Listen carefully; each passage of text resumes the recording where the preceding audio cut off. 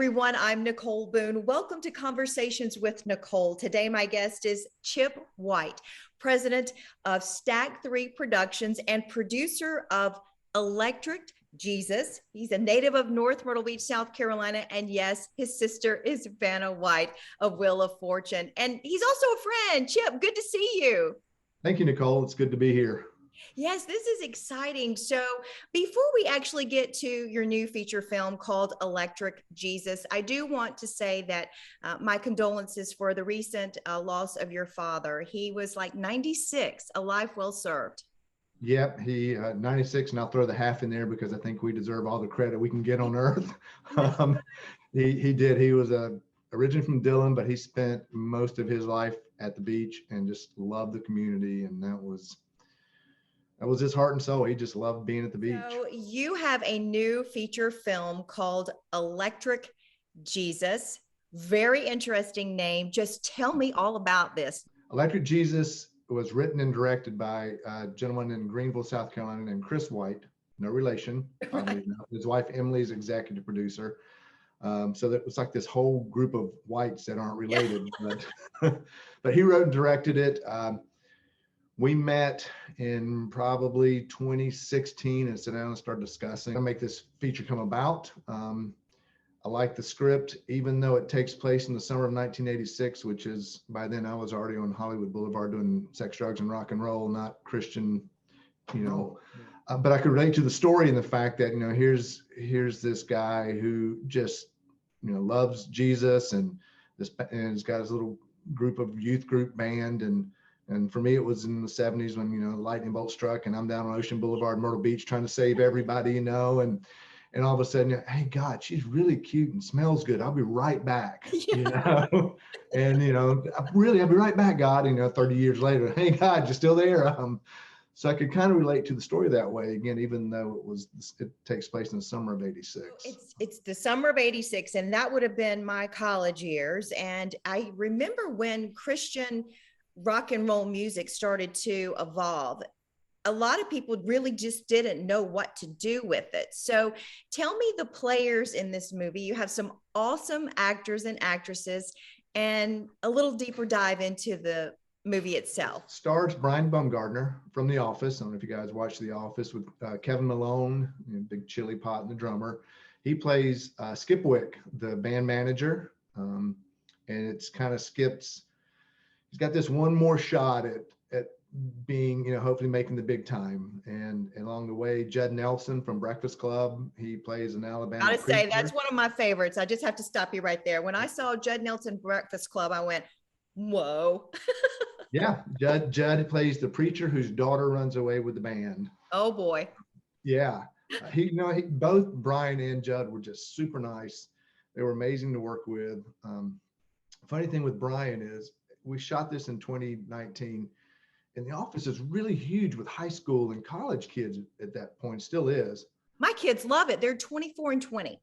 Yeah, so it had this resurgence, and we found out later that all the high school kids in town were having these Brian watch parties, meaning they would find out where we were shooting, and whoever lived the closest would invite their friends over and hopefully get a chance to get an autograph or a picture with them. I love it. Wonder, why are all these kids always showing up wherever we're shooting? Right. And then the other kids in the band are, Brian Eckel, who plays Eric, the lead sound guy, who kind of tells the story. It's kind of his story, really. Right. And then there's Wyatt and Caleb and Gunnar and Will and Shannon Hutchinson. They kind of make up the band, and the preacher's daughter. And when you're watching the movie, you'll see Wyatt singing and Shannon singing in the movie, and they are actually singing. So when you go back, oh my God, he literally sounds like a 1986 hair band singer. His voice is phenomenal. That's awesome. Yeah, because you don't normally get an actress and an actor who can actually really sing well, Yeah, and they went in actually like a year before we even shot and recorded a lot of the music and songs, and so that was the exciting part, is that the music really is a part of the story. Got 4 or 5 original songs. We cover a few songs. We do some Stryper music.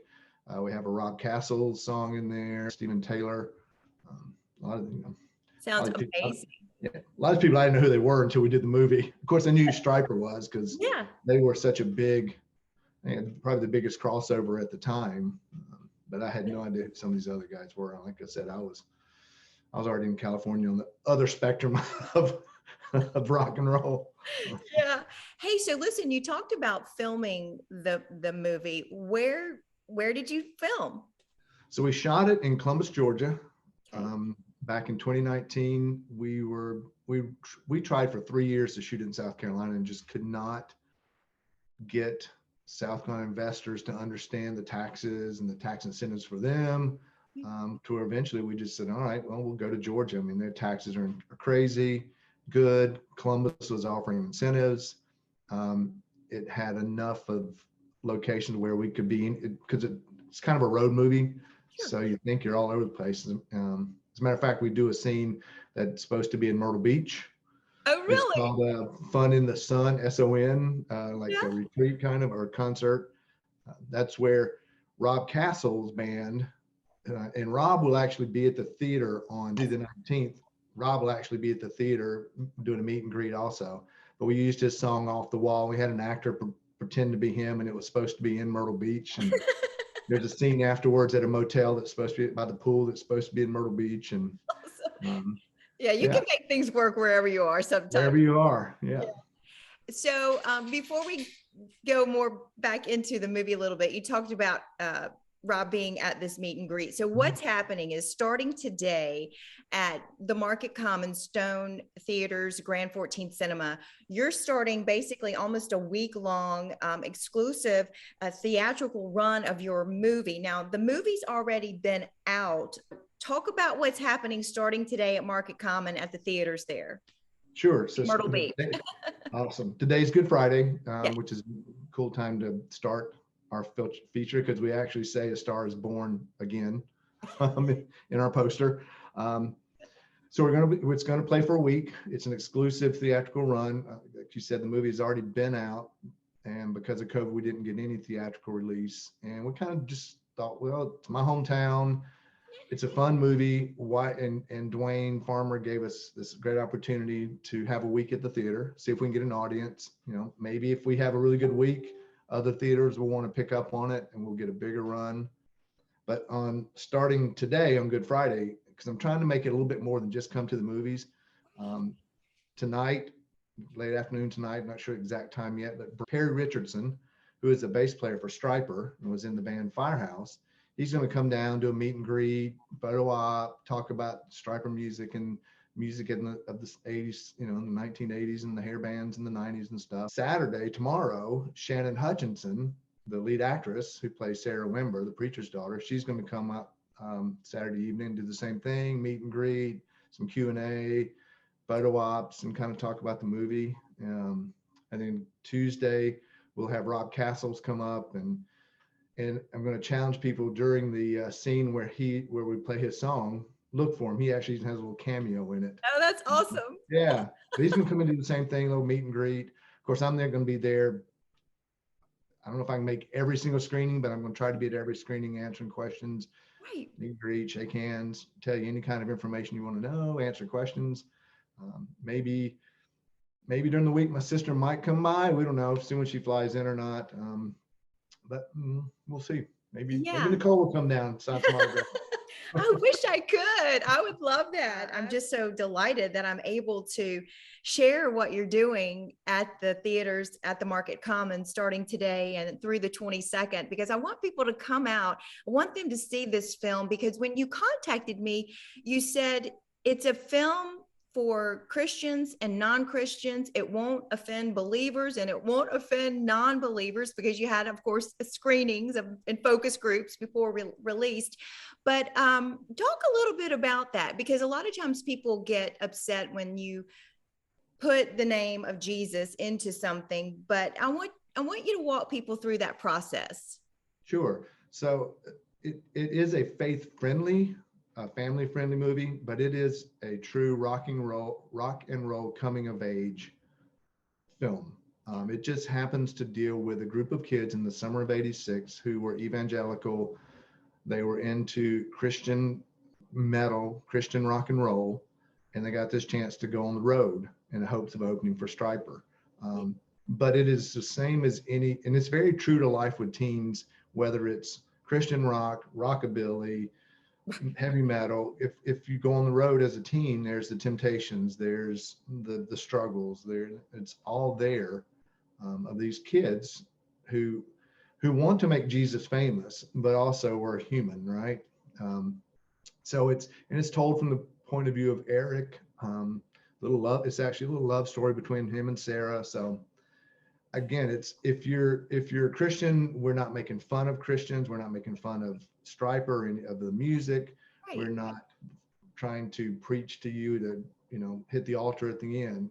It is just a look at a group of kids who happen to be of a youth group and into the faith at the time of 1986. I think it's very cool that you're telling that story that is different from others that have been told before.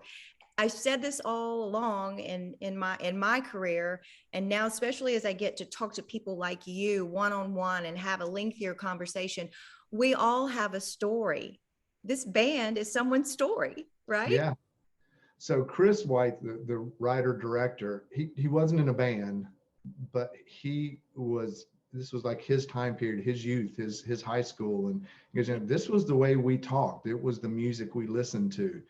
It was his era, and that's what he was relating. Again, like I said, I'm a little older than Chris, so I was more of the 70s. Youth group for me was, playing foosball and listening to the kids playing rock and roll, not Christian rock, but just rock and roll, and playing in the churchyard, playing football and stuff. But it's kind of his era, and this is how he remembered his youth. So, but it's relatable. And think about this: music is a universal language. So no matter what your age group, it's relatable because, first of all, most people have a love for music, and just understanding what it is to be a young person moving through life. I mean, it just sounds like a great film, and I can't wait to see it. And I tell you, I'm just really honored that you emailed me and said, hey, can we talk about it? Because you made me feel like what I'm doing is important, because what you're doing is important. Sharing stories, making films that people can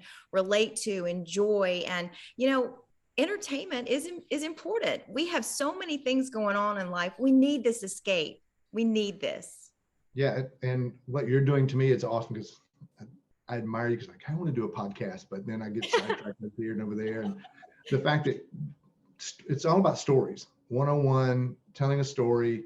The news is great. You are awesome on the news, but this is an opportunity for you to delve deeper, one-on-one, like you're saying, and kind of really bring the story out, bring someone's story more personal and more time and more interesting. Well, you have more of a story to tell, I'm sure. And you have to promise me to come back and talk about your personal story beyond Electric Jesus. Will you do that for me? Absolutely. It's definitely a different path. Well, but we all have a path. We all have a story to tell. So we're going to revisit Chip White's bio and talk about your life and legacy on another time. But I want to know, what's next for you when it comes to your desires to create another film? What's it going to be? Ooh, what's next? I wrote a script. It was a short, but in the process, someone said, why don't you take these two shorts that you have done before, one called Low Country and one called A Chess Player, which was where I met you. And you very first interviewed me was a chess player at the Myrtle Beach Film Festival. Yes. So I've taken that short that I've written, and I'm going to connect the other two and make a feature. So we have 2/3 is already shot, which helped. I have the rights to a book called Mad Women of Merriweather by Gail E. Haley, which deals with early 1900s and women getting thrown into an insane asylum. Wow. Which happened all the time. Literally, you have the money in the family and your husband decides he wants it. He goes to his friend, the judge, and says, Nicole's a little crazy. I think we need to lock her up. Yikes. They would snatch you off the streets, throw you in an insane asylum, and you're never heard of again. And that happened all the time. So this is a story about that. That'll be great. Yeah, the script is being written now. I'm pitching a reality show called Van Nation Restoration USA, where we go back and restore those 60s, 70s, and 80s shag carpet vans. And oh my gosh, the mystery machine in the making. Absolutely, yeah. In the story behind every van, like every car, like every person has a story, right? Yes. So those are the few of the things that are on the plate right now.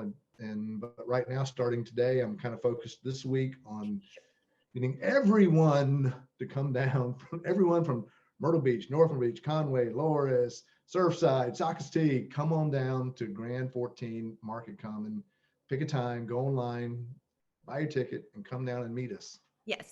Yes. Gosh, I wish I was going to be there. But hey, maybe in your future films, you can have the news lady in there. Absolutely. I think that Electric Jesus is really going to knock people's socks off. I'm looking forward to actually seeing it. I've seen a few clips. They're really good.